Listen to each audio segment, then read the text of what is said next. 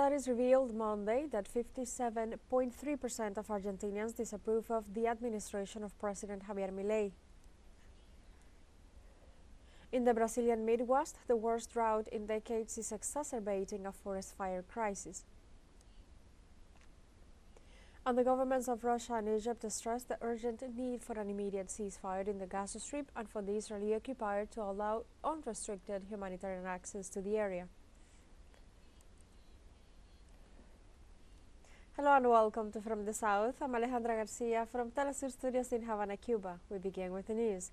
Studies revealed Monday that 57.3% of Argentinians disapprove of the administration of President Javier Milei. The survey conducted by the Suban Córdoba y Asociados showed that 43% of respondents said the head of state had not achieved a positive change in the country during his 9 months in office. On the other hand, it indicated that more than 55% believed the country was going in the wrong direction, while 57.5% affirmed that the situation in Argentina will be the same or worse in 1 year's time. The polls also underlined that Argentinians currently consider that all promises made by Javier Milei were a lie and that distrust of his administration was spreading throughout the country. The survey comes out right after President Javier Milei submitted on Sunday the 2025 budget outlining policy priorities to Congress. In an unprecedented move, Milei personally presented the budget to Congress, denouncing Argentina's record of macroeconomic mismanagement and vowing to veto anything that compromised fiscal discipline. Milei's harsh austerity package has inflicted deep economic pain on Argentina, with nearly 60% of Argentines now living in poverty. Milei managed to balance the budget largely by cutting financial transfers to the provinces, halting public works projects, eliminating energy and transport subsidies, and refusing to raise salaries and pensions in the face of the country's sky-high inflation. Also in Argentina, social movements and human rights organizations called for a mobilization on the occasion of the 48th anniversary of the Night of the Pencils. The mobilizations for the Night of the Pencils have been called for 2 p.m. local time in the main cities of the country. The demonstrators are expected to raise a claim against the administration of Javier Milei for its denialist policy and its links with military sectors that were part of the dictatorship. The purpose of the annual mobilization is to remember the students who were kidnapped, tortured and murdered by members of the police of the province of Buenos Aires during the dictatorship on September 16, 1976.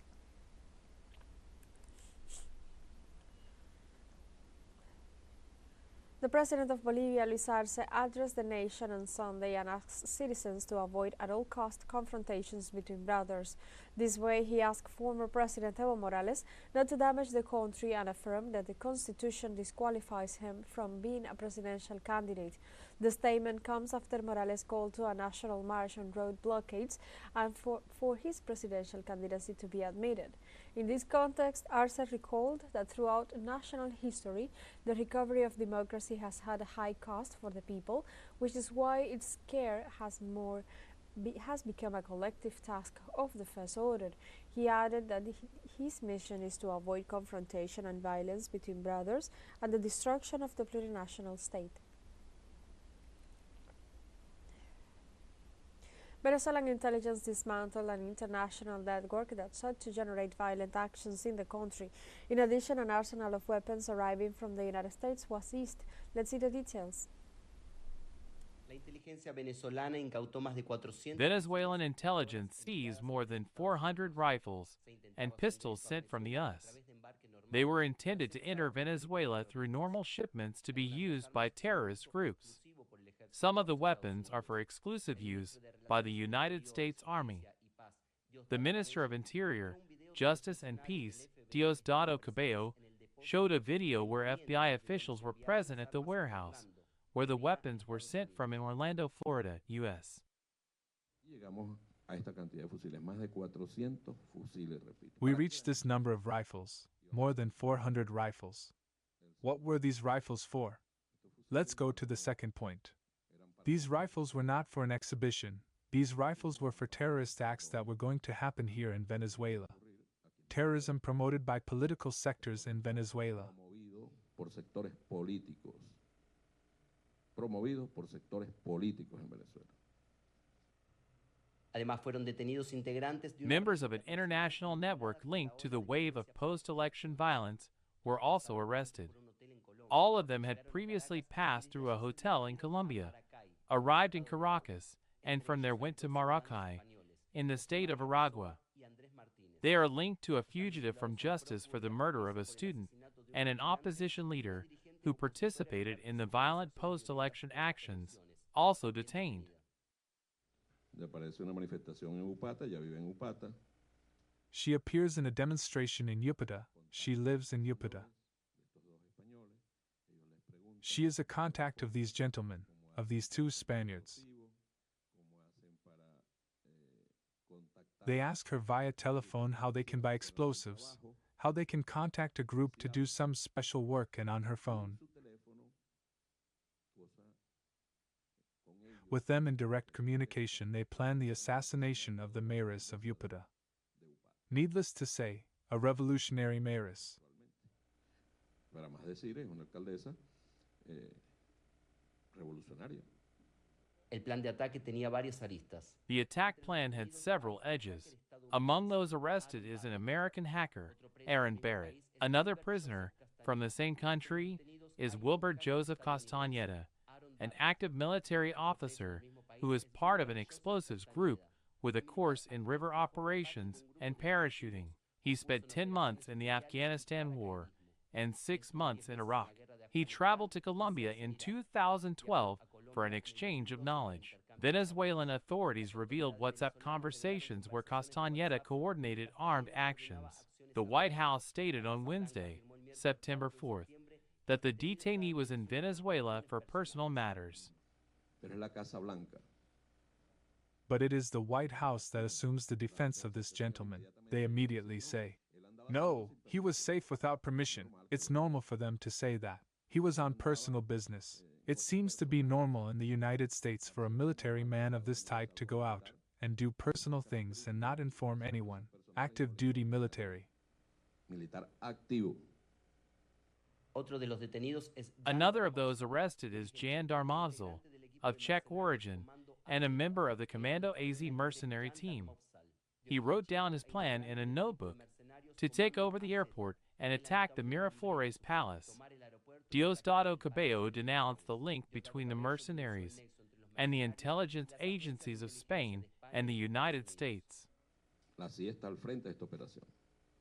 The CIA is in charge of this operation, and the other that does not surprise us either. But knowing that they always had a low profile, knowing that the CIA operates in this area, which is the National Intelligence Center of Spain.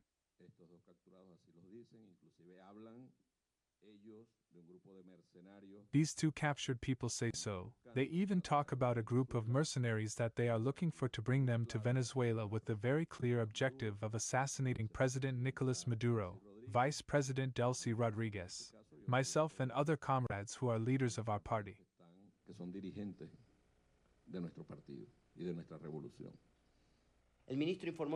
The minister also reported the arrest of persons who were planning to detonate explosives at the embassy of Argentina in Caracas with the purpose of harming the Venezuelan government through a false positive.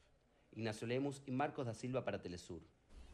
Cuban President Miguel Díaz-Canel highlighted his government's achievements and the goals to be met regarding the new school year, which has just started Monday in the Caribbean island. During his latest weekly podcast, the Cuban president explained that his government has faced a challenging school year beginning due to the material shortages caused by the U.S. economic blockade. Díaz-Canel stressed that this year the education sector is committed to raising the quality of the education system by promoting the innovation, transformation, and improvement of the education system. More than 1.6 million students have been welcomed into this new school term that has begun in Cuba this Monday, September the 16th.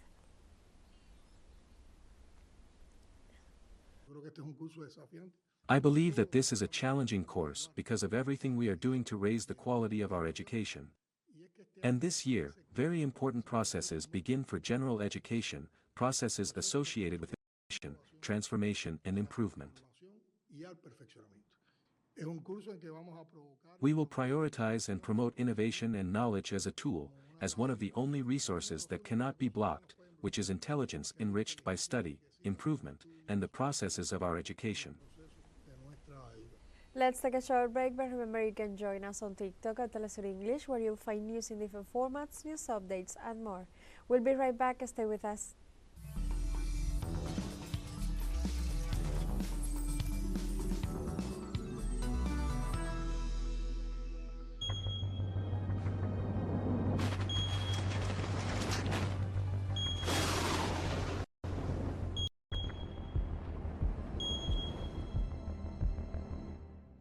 Welcome back.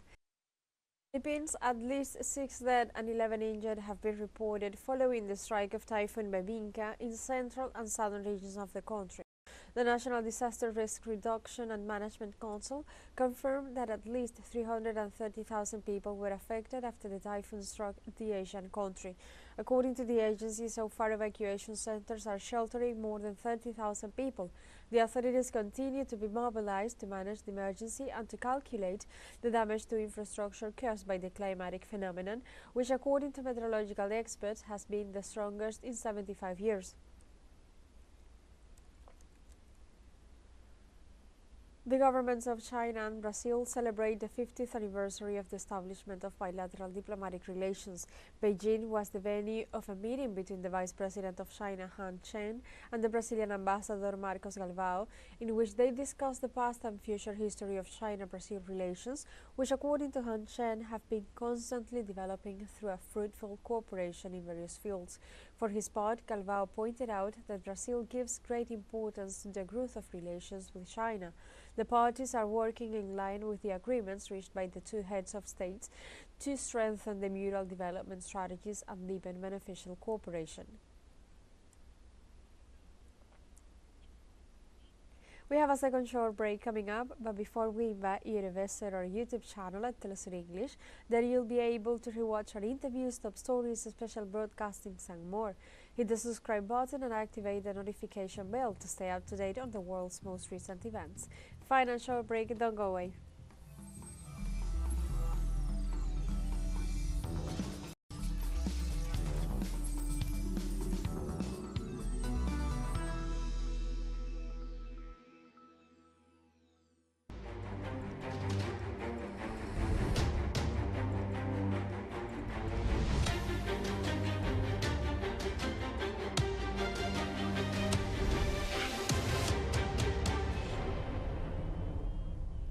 Welcome back. The governments of Russia and Egypt stressed the urgent need for an immediate ceasefire in the Gaza Strip and for the Israeli occupier to allow unrestricted humanitarian access to the area. The statements were made by Russian Foreign Minister Sergei Lavrov and his Egyptian counterpart Badr Abdelati during talks held in Moscow on Monday. The two top diplomats assessed the current situation in the Gaza Strip in view of the persistent Israeli bombardments and reiterated the need to establish a Palestinian state with East Jerusalem as its capital. In the talks, the minister discussed other international issues, including the situation in Syria, Libya, Sudan, and the Horn of Africa, as well as the conflict in Ukraine.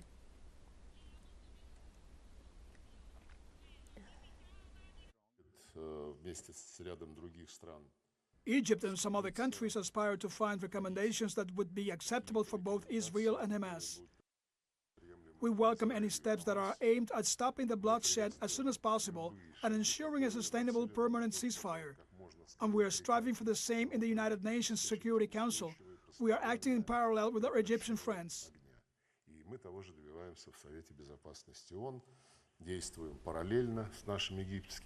Meanwhile, on Monday, Israeli genocidal forces struck the Gaza Strip overnight, claiming at least 27 lives.